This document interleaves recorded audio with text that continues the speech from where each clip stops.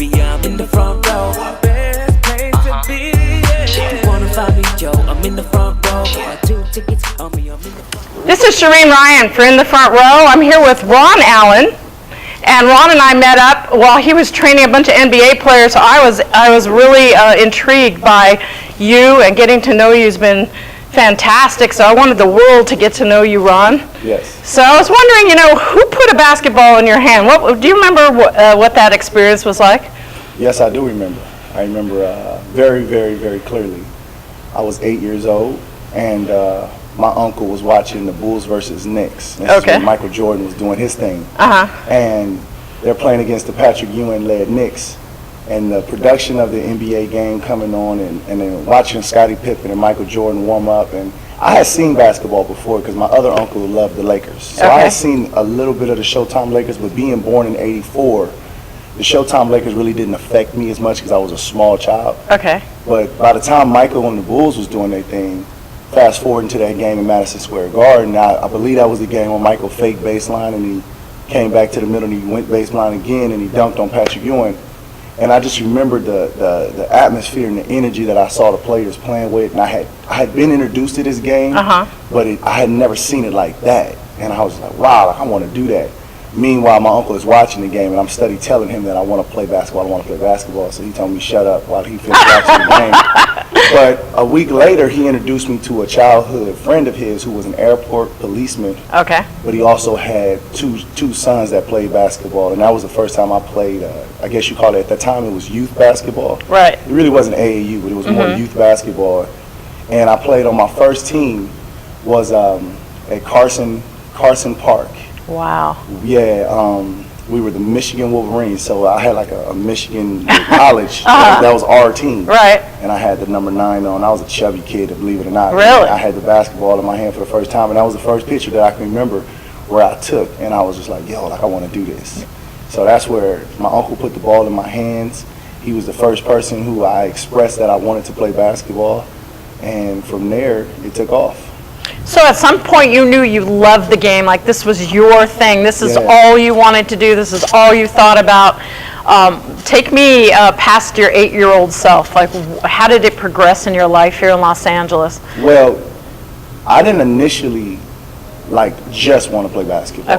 It was one of those things where I played t-ball, played baseball, played flag football, then I played football. So I played other sports. So once I started playing basketball, I just felt a little more comfortable, but I wasn't very good.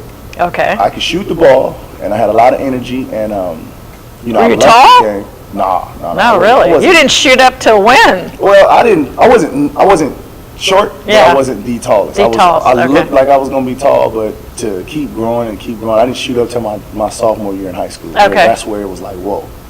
You know what I mean? Where back spasms and knee pain, can't do my homework under the table because I'm catching trouble races. That's where it happened. But to get back to playing other sports, I didn't really decide that I was going to play basketball until it was actually a personal decision. I remember in 8th grade, I remember kind of looking at my whole home situation with my mom, and I had 2 younger siblings, a younger brother and a younger sister that are twins. Excuse me. And I just looked at the situation, and I remember trying to play football and my mom having to, be in charge for the cleats and the pads and the helmet and all of the equipment. Water bottles. Just whatever I needed. And then I remember playing baseball and my mom them asking, she never was able to pay for it, but them asking, them sending paperwork home, me falling in love with the team and playing the game. Oh, this is fun. And then them sending paperwork home saying, oh, this is how much it's going to cost for his bat and his glove and his cleats. And I'm just like, whoa. And basketball, it was like, all you needed was some sneakers, if that. You don't even have to have your own basketball. You can just go catch somebody hooping. And it was like, I was like, I'm going to go ahead and try this. So I'm going to stick with this for a little bit. And it was kind of like everything else kind of manifested through God's will. And I fell in love with the game over and over again every day. Wow. Every time. So it kind of grew on you. Oh, man. And it was just because I knew that it was a fun game to play. And I knew I grew up watching my uncles play and my cousins play. And they were playing in the neighborhood. And they playing in the hood with their shirts off with jeans and boots on. So they just it was like, we don't need nothing special to play. All we need is a ball and a hoop. And so watching them play on 9-foot rims and bent rims and chain nets and wooden backboards, these are grown men. So I'm like, man, that game looked fun. Mm-hmm. So it was easier for me as I got older to realize that the evolution of where I was going to play. You know, now I'm playing in gyms with air conditioning and sneakers and shorts and compression shorts. And you're taller. And I'm taller and I'm got way more talent than anybody. Right. That's where the game, but it didn't start there. You know, I started on the pavement on a 9-foot rim in my neighborhood where I grew up. Hopping the gate when they would close the gate for the weekend. We would have to slide through the gate to try to get in, or we would hop the gate.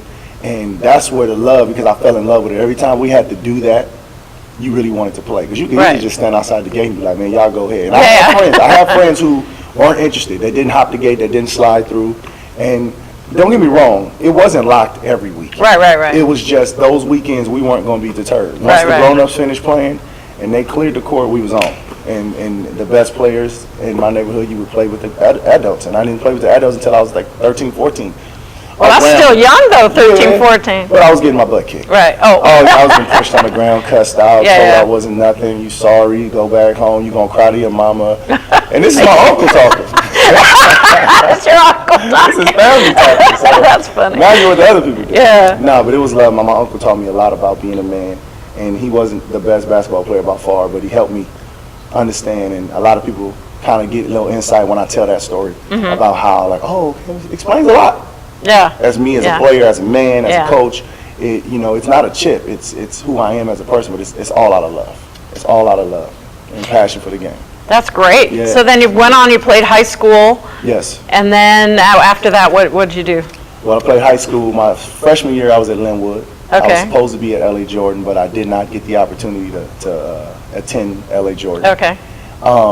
Then I went to Artesia from Linwood. I transferred out of Linwood, to Artesia my sophomore year. And they were number 1 in the nation at the time. Wow. Yeah, so I got bumped from varsity to JV after the preseason tournaments. We had a Palm Springs tournament.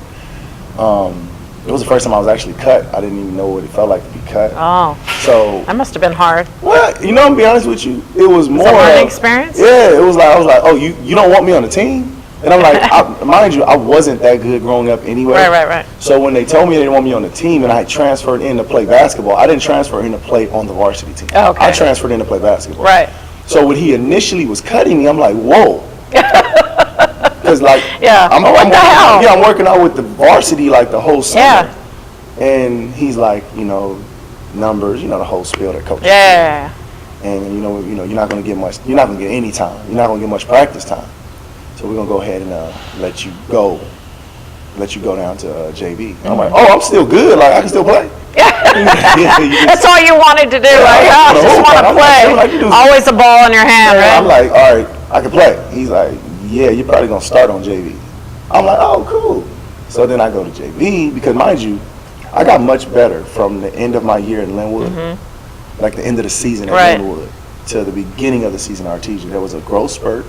When I left, okay, let me make sure I got this right. At the end of the season, my freshman year at Linwood, it was like February. There's no playoffs in freshman basketball, so it's February. By the time the season started and I was getting cut from the varsity team at Artesia, it was September, late September. Okay. Now we're making moves, right? Right. I was 6'3" to 6'7". You grew 4 inches? Yes, and so you got to grow into your body, though, right? Yes, but now I can, I'm dunking, and I'm letting people know about it. Yeah. And I'm shooting from anywhere on the court, and I got a big personality. Oh my God, you're 6'7". They put you on JV? Well, if you do any research on those days at Artesia, and I know a lot of people who are from LA, who are around my age, a little bit older, a little bit younger, who remember those 2000, 2001, 2002. I'm taking it back. Who remember that 1999 time in LA high school basketball? Artesia had some guys on the team that were questionably if they should be playing on the team. Oh, okay. Right. So I got bumped because that was the makeup of the roster. Okay. And it's just only so many roster spots. Right. So it wasn't because I wasn't good. Like I could have played at Dominguez. I could have played at Poly. I could have played at Westchester. I could have played at Crenshaw. I could have for sure played, but those schools had legitimate players. Right. My school, I picked out of all the schools in Southern California, I picked the school where they had players made the roster up of guys who were a little bit older than they say they were, and they were playing a different type of game. You wanted to be challenged too, right? Well, no, I'm going to be honest with you. I went to Artesia because I trusted a gentleman who had met my mom, and he just did a lot of things for my family at the time. And he basically was just like, hey, man, you don't have to stay at Linwood, you can go to Artesia. And I was like, oh. And he took me up to Artesia. I had to practice up there at Guard High School, then I had to practice at Artesia. I had never been there before. I heard about the O'Bannons. Capono, I just left. So he sold me on the whole, like, good players come out of here. And there really wasn't nothing moving out of Linwood that I saw. I was like, yeah, I want to be that. Now, at the time, you think, oh, maybe I could be that dude from Linwood. But, you know, you're a kid. It's just okay. So I played at Artesia, and it was up and down. We had new coaches coming in, and up and down relationships. I made the McDonald's All-American nominee list, but didn't qualify out of high school with the SAT, so I wasn't eligible to even be picked for the game. That's just how it went. Signed with Cal State Fullerton out of Artesia. I was a Prop 48. Basically, they wanted to see me take care of business a year into college before they allowed me to go ahead and be eligible to play. There was a coaching change. Donnie Daniels left. He was actually the head coach that recruited me at Cal State Fullerton. Donnie Daniels left for UCLA to be an assistant there. And I left, bounced around for about 2 or 3 years, and then landed at Xavier, Louisiana in New Orleans. Wow, Xavier, that's a nice school to be at. NAIA. Landed there, injured myself, but came back and had like an up and down year once again, just trying to get adjusted. You know, always moving around, it's tough to get adjusted to the situation, and that's just what it was. Team chemistry and stuff like that. That's what it was, you know. I tell people all the time, like, to this day, I have never had a coach 2 years, well, as a player, I never had a coach 2 years in a row. Oh, wow. The same coach. So it wasn't an easy road for you. My junior and my senior year at Artesia was the first and only time I ever played on a team where I went with one coach, and then I had the same coach the next year. Wow. Yeah, so I kind of learned from a lot of coaches. Man, I got adjusted to getting adjusted. I got adjusted to getting adjusted. I learned how to do that. I learned how to adjust to the situations and the circumstances around me and make it the best. So I was at Xavier, and that was happening. It was what it was. I was developing. I was growing. I was learning from my mistakes. I was becoming a better basketball player. I was getting stronger. Learning to coach a system. Everything was looking good. August 2005, we all know what happened in August 2005, Hurricane Katrina. Hurricane Katrina comes through, and we relocate, the people who I was interacting with, we relocated to Shreveport, Louisiana for about 3 weeks.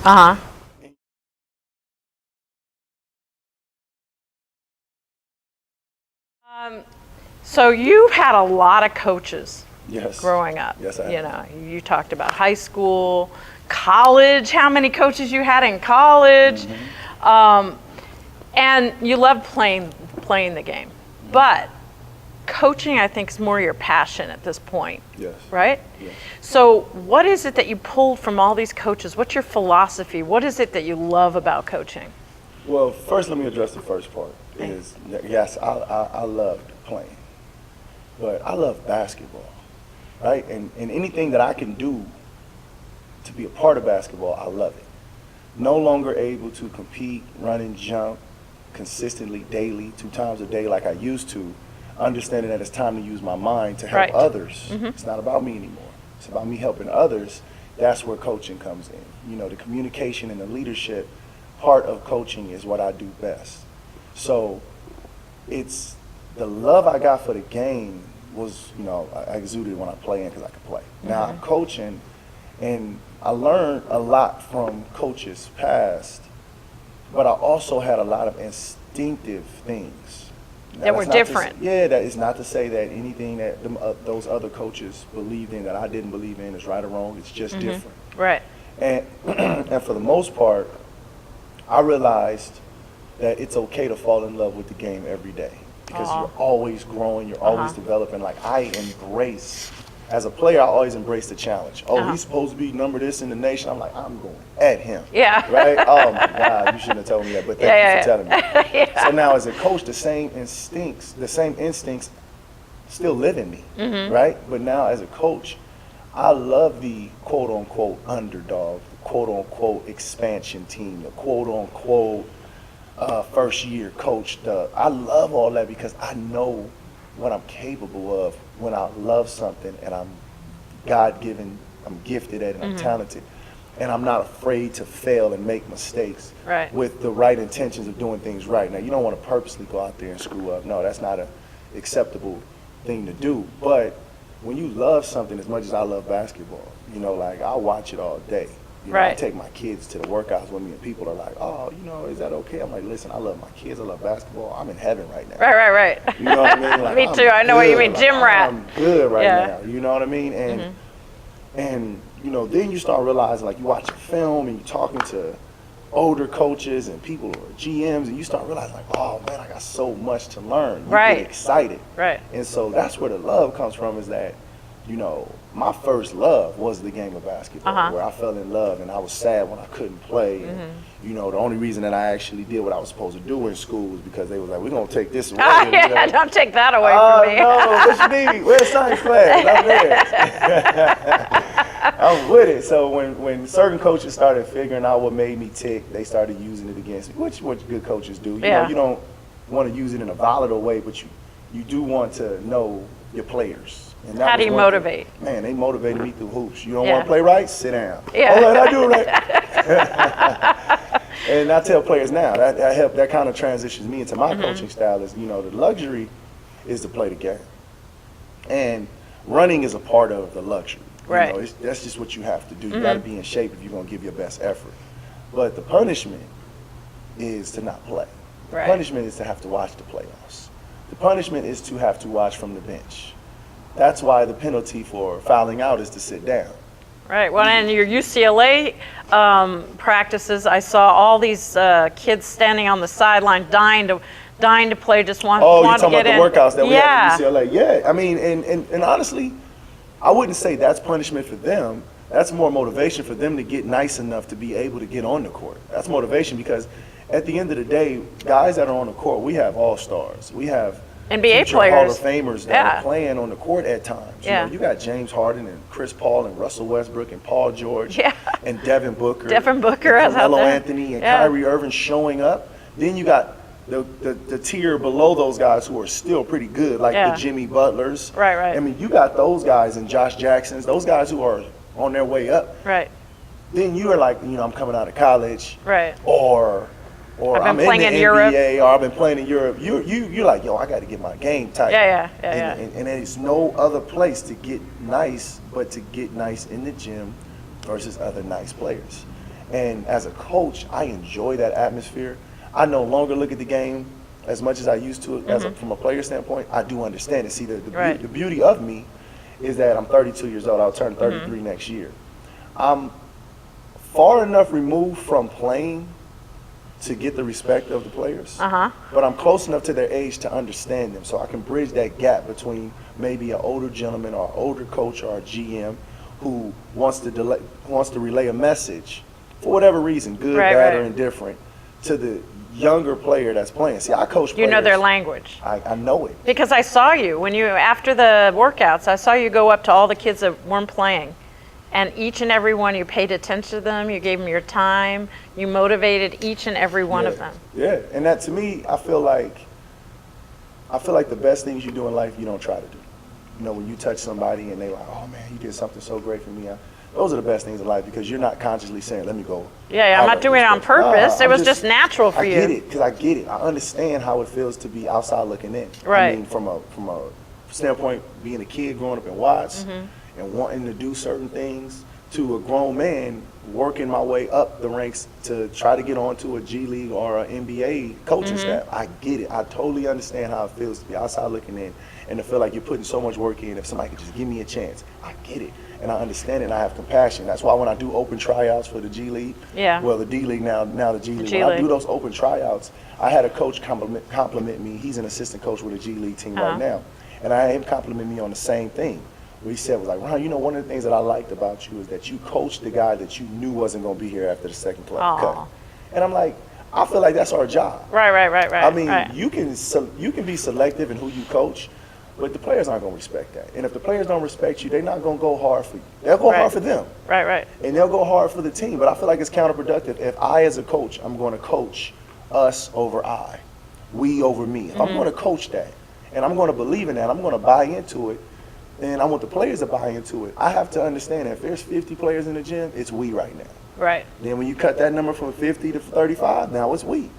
And you cut that number, it's still we. It's never going to be, well, I don't want to coach that guy because that guy's not good enough. I'm going to just coach this guy. If you're in the gym, you're good enough. For whatever reason, if you're no longer in the gym, you're not good enough. Right. And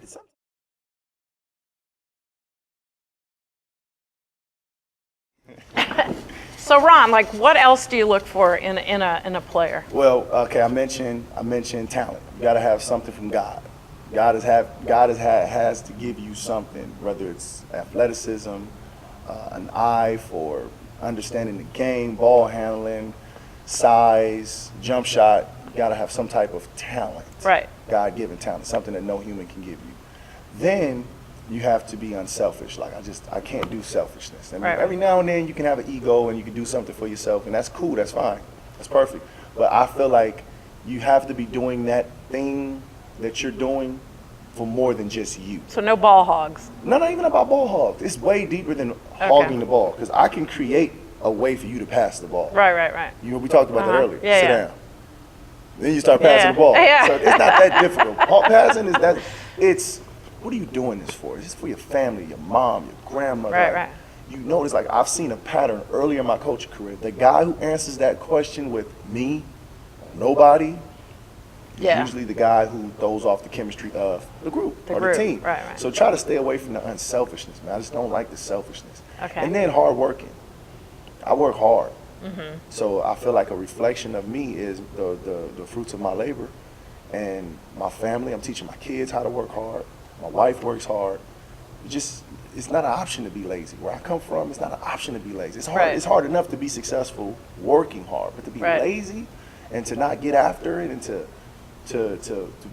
procrastinate and wait and try to turn it on it's just not realistic to me. So self-motivation. You're self-motivated. I feel like being alive is self-motivating. Right. You know, like I said, I wake up in the morning, I fall in love with basketball all over again because I get a new opportunity to go at it again. Okay, I learned from yesterday. Boom, I may have missed some mistakes, I may not have, but you know, I feel like if you miss 3 shots, it's not the end of the world. Right. But don't keep missing shots. Right. In a example of kind of tying it in, you can make mistakes. There are times where I've been selfish. There are times where I've had to pick it up because I'm like, I'm not working hard enough. Right. There's been times where I've always been talented. I ain't gonna lie to you. Well, you have to have that too, right? You have to have a sense of confidence, but right? there's been times where I didn't use my talent. Right. You know, being 6'9" and being able to run the floor like I was able to and jump off the floor and shoot the ball. There were coaches that were trying to get me to use that talent to better the team, and I struggled with that as a player at times. Not all the time, but at times. So as a coach, I can't be self-righteous and be like, well, I never struggle. That's what gives me compassion and empathy, like, young fella. I get it, but let me help you. Right. Like, let me help you do it this way because I know if you do it this way, you're going to get the results that you never thought you could get, and you're going to be happy, and we're going to all be happy. So it's a team sport. It's us before I, it's we before me. So you can't be selfish. You got to work hard. You got to have some talent, and then things will work out. So coachable too, sounds like. So it sounds like somebody has to be open-minded to listen to what you have to say. You don't want someone who just always thinks they know basketball. Somebody like you who wants to learn more. Every now and then, and I hate to say that, coaches are going to kill me. I'm sorry. Every now and then you have a guy that's good enough to not be coachable. Oh, I see. But it's a small window. Right. It's like maybe like a year or two. Right. And then they have to humble themselves, and you know, maybe an injury happens and they got to build themselves back up. Now they got to be coached. Oh, what do you want me to do now? Because I can't just do it. Because what happens is God is more powerful than man. Right. And so a lot of these players who are uncoachable, they feel like God gave me everything I need to be successful. You just here. Right. You're here for me. So I get it. If I was coaching LeBron James. Well, it's but there's only so many LeBron James in the world. That's what I mean by small window. It's only a small window of guys who are just so good that every now and then you be like, hey man, you know, get your hands up. You be like, all right, coach. Cool. You see me coaching? I see coaches do, like Sean Miller was doing this the other day, and no one had their arms out. I was like, but those kids aren't the best of the best. We're talking about Steve Kerr. You got the Golden State Warriors. Steve Kerr coaches the hell out of that group. Right. But they're all listening. But they all got something where Steve, like, you seen the play where Curry goes around the screen and then bounces behind the three-point line, in and out, and then bounces again. And Kerr's like, what is he doing? He hits the shot. Kerr like, okay. Yeah, just the way I drew it up. Coach Dan, Coach Steph Curry, that's God. Like God gave his dad a skill, and his dad passed it on to his son from a genetic standpoint, and then he gave him the skill. And so those guys, you like, you know what, he's uncoachable at times. Yeah, because he scores 30 But he can be, yeah. But that's a small percentage of NBA players, a small percentage of the players in the world, because at some time, at all times, that player is going to humble himself in front of a coach and be coachable. And at the end of the day, that's what I understand as a young coach, that it's not always about you, coach. I know you got all these X's and O's. I know you got all the best drills. Right. I know you got the exact thing that I need to do to get better. But sometimes I ask my players, what do you see? Right. So you incorporate them in your coaching. It's not that your opinion is going to be the end all to be all. Just help me see it through your eyes. Do a mistake. What did you see? And I thought he was gone. I'm like, okay, well, you know that. Boom, we had this conversation. I coach him up, talk to him, and let him know. So coachable is on that list, but it's not as high as hardworking, talented. And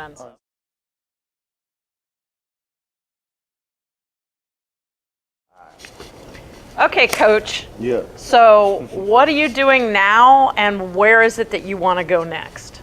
Right now, I've been blessed enough to be involved in some player development from an assistant standpoint, helping out Rico Hines. He's the assistant coach of the Reno Bighorns. Oh, the Reno Bighorns, great. Yeah, the Sacramento Kings G League team. D-League, G League. So we've been working with guys. I've been helping him. I've been learning a lot, developing and growing into my motto as a coach, and learning a lot, and then actually working a lot. It's been several days and several opportunities where I've gotten the opportunity to run the workouts during the pre-draft process, or he give me a guy or two in the morning or the afternoon, and all that compiles into you getting your confidence and kind of getting your feel for what you're good at and what you need to work on. And then at the same time, it helps you because it's his vision, so you don't have to go too far out and try to create your own plan, but you do implement every now and then. You get a little more trust, you implement your stuff a little more, and once he sees it works or it's good, you're like, okay, and you learn more and more. So I started doing that about 2 or 3 summers ago, but I was doing it part-time, helping him, coming in and out, but not really involved in the workouts, because he had Derek Martin, who's the head coach of Reno Bighorns. So they were doing their thing together, so I would come in, and anything you need, I can help you, run around, rebound, whatever. And my role has grown a little more, but I still rebound. It's always the basis, like I'm going to help. Like whatever I need to do is sweat on the floor, I'm going to get the sweat up. Because, we need towels, I'll go get the towels. I'm helping. But I've been working a lot with pros, big-time players. I mentioned them earlier, like big-time players that have signed NBA contracts. Thomas Bryant, the Los Angeles Lakers, Pascal Siakam, Toronto Raptors, Cameron Oliver, Houston Rockets. I've had the opportunity, Kevon Looney, helping out with him a little bit. Not as much as the other guys, but just a little bit. And then you're in the gym with veterans. Rico's clients, stretch out, all across the NBA. And so a who's who. Nick Young walks through here. And say, hey, we got such and such. I'm like, okay, I'm in there. We got Matt Barnes. I get an opportunity to be on the floor with him and learn a ton from him and Rico and them doing their thing. Trevor Ariza, Bobby Brown from the Houston Rockets. So a lot of Bruins, right? Because it's UCLA. Well, Baron Davis shows up too, right? Rico's he's a Bruin. Okay. So it all makes sense. Derek Martin's a Bruin. Yeah. The agent of most of the guys he works with is a Bruin. And the Bruins are there too, right? Exactly. So building relationships with the young generation coming in. And it's beautiful for me because, once again, I love basketball so much. And I'm knowledgeable and I'm talented, but I know that I got so much growth and development to do just every day. Right. Just learning and learning and learning. So you're like a big sponge. I'm just trying to take as much as I can in. And then you build relationships. I build a relationship with you, build relationships with players. General managers see me, head coaches, assistant coaches. Just seeing you, like, I don't need a job from everybody. Right. I don't even need a job from one person. I don't need a job. I have a career, and all I need is an opportunity to continue to grow and to continue to develop into a better coach and a better coach. And I trust the results. You know, as long as I got my family, my wife, and my kids holding me up, I'm good. You know what I mean? That's the beauty about going in the gym every day, is that you realize that it's just an opportunity, you know, just waiting. And you asked me, what's your vision? What's my vision, where I'm going? You know, I think that it's to go without being said that, you know, I have a dream of being a head coach in the NBA one day, but, you know, in saying that, you got to embrace your journey. Right. And like right now, I'm here. And, There's you know, a process, right? And I believe the G League is next for me. You know, I have some interviews coming up, and I believe that those interviews will go well, and I'll get an offer. That's just me believing in my, you know, me having faith in my work, and feeling that God got my back and it's my time. That's just me being positive about that. And, you know, do my best in the G League. You know, if I'm an assistant coach or a player development guy, if I get an opportunity in the NBA, you never know. Like, sometimes things work out funny where, you know, you skip a level, but you don't skip steps. You know, right. Whatever I'm doing, whatever process, whatever journey I'm involved in, I'm going to bust my tail. Like, I'm going to live my words. I'm going to do my best to sacrifice for the group. So if I'm a part of a coaching staff, got to sacrifice for the group. So what I think might not be what's important for the group, sacrificing for the group. I have talent. I see the game. I have an eye for the game. That's what makes me special, is I have an eye for evaluating players. And that is not to say that other coaches don't, but I have a talent for knowing if a guy can play or not. Okay. Right, like 2-3 plays in. Do you have an example? Great example. I know this is a little far back, but let's use me as an example. When I was in high school, I was a senior at Artesia. Good story, great story. A senior at Artesia, I was finishing up my season. I had 22 points in a game versus Lompoc, off the bench. Got into some trouble at school, and coach benched me. And I came off the bench as a senior, got 22 points at home against Lompoc. And after the game, people are like, oh, Ron, blah, blah, blah, whatever. It's all good. I'm, you know, feeling myself. We got a game coming up. I'm feeling myself. And this little kid runs up to me. He got a ball in his hand. He like, can you sign my ball? I'm like, man, I'm not signing your ball. He's like, I don't want you to sign my ball anyway. Little banter. And I'm like, man, what's your name, man? And he's like, my name's James. And I'm like, okay, man, I see you, little dude. I gave him some five. I said, I'll sign your ball, but you really want me to sign your ball? He's like, no, man, I just wanted to talk to you. And he like hit me on my shoulder and ran off. 2 years later, a kid checks into Artesia. And the coach is raving about him and telling me that I've been watching this kid, and this kid's been coming up to the practices, and he says his name James. And I said, is he a little skinny, dark-skinned kid? He's like, nah, this kid's fat. I was like, okay, maybe yeah. He's like, okay, whatever. So I go to practice. I'm like a year and a half, 2 years into college. I go to practice and I'm working out.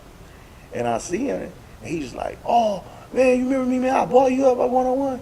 And I'm like, man, you can't play, man. And he like, you know, he's like a little chubby, but yeah, left-hander. That left-hander is the MVP runner-up the last 2-3 years. Really? James Harden.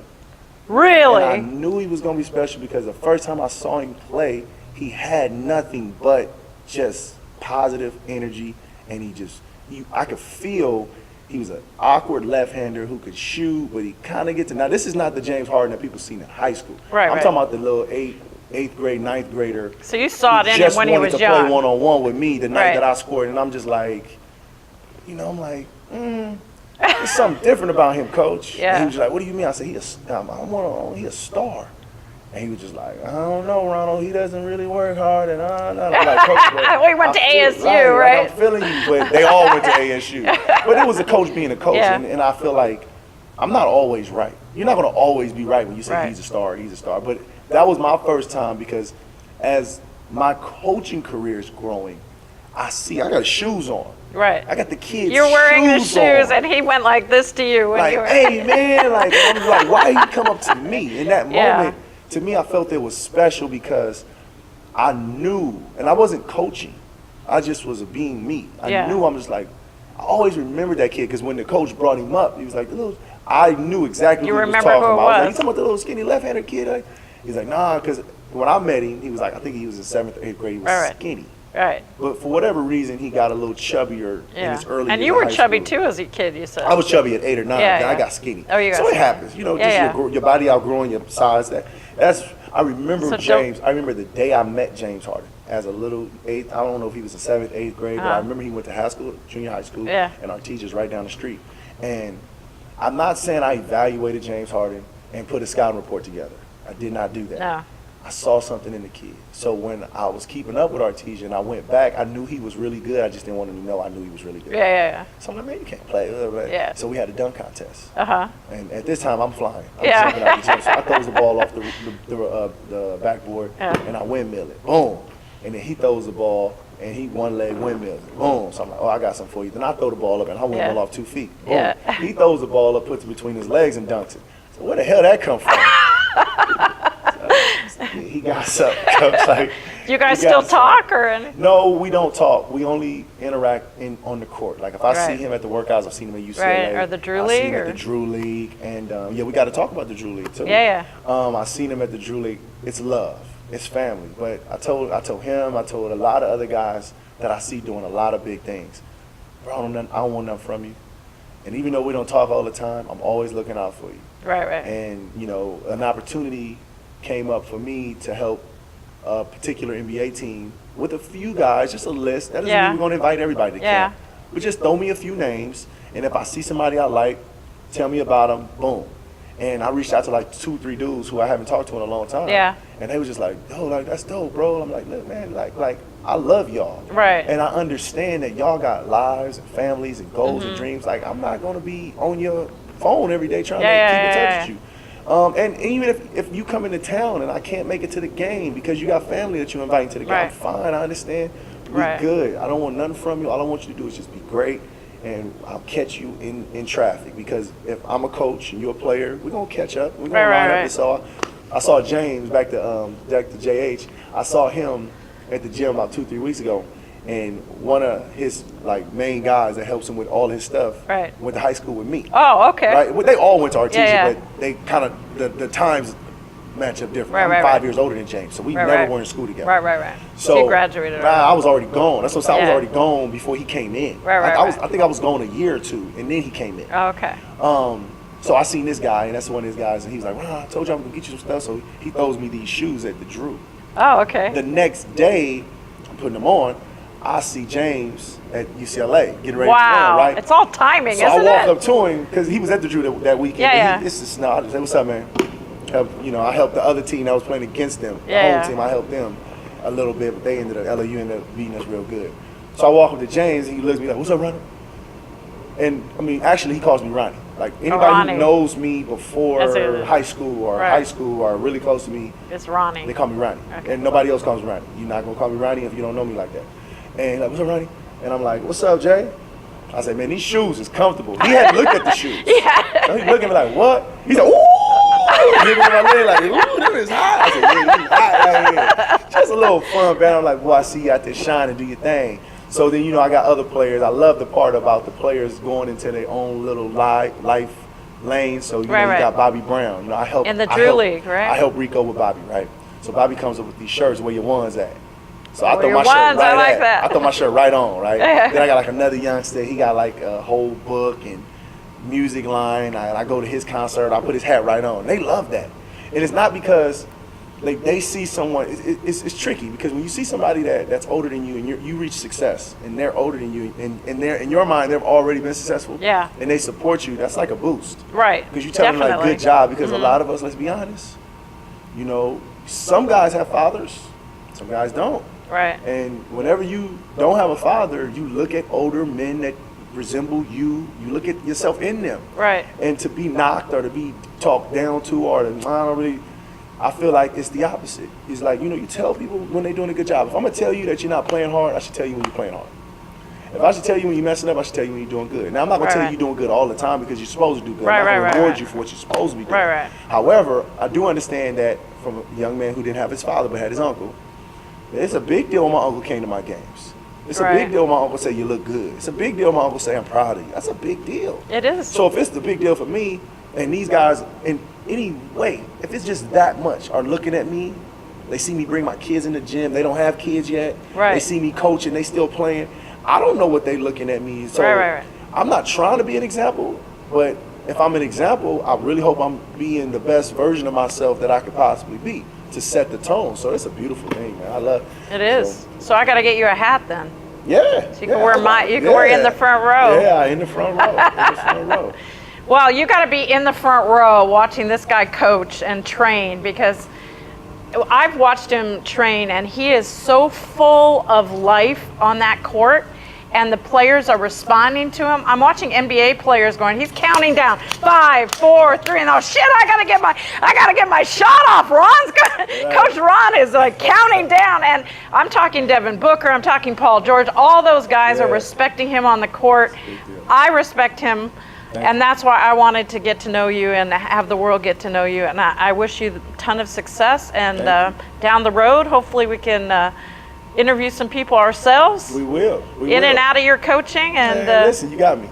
You got me. Say no more. You got me. All right, so hire Ron. He needs to be in the NBA or the G League or both or whatever. Just keep this in your hands. Yes, ma'am. Yes, ma'am. Thank you so much. You're welcome. Appreciate you. Front row, best place to be. If you wanna find me, yo, I'm in the front row. Got 2 tickets on me, I'm in the front row. The best place to be, I'm in the front row. Best place to be. So what's colder than ice and even hotter than a flame? I be in the front row, chilling at a ball game. Yeah, you know what they say when you're having fun, time flies. Catch me courtside, chilling with the inside. Scoop, come on, tell me how you want it. Catch me on the court.